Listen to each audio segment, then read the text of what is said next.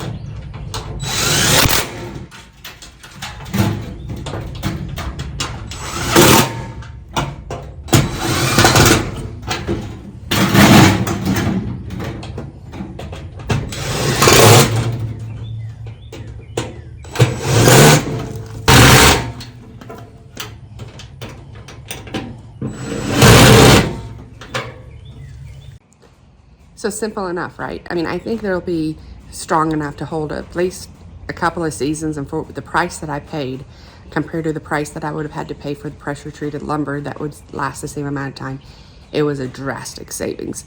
And I mean, I think I'll get more than 2 seasons out of it. I don't see any reason why I would not.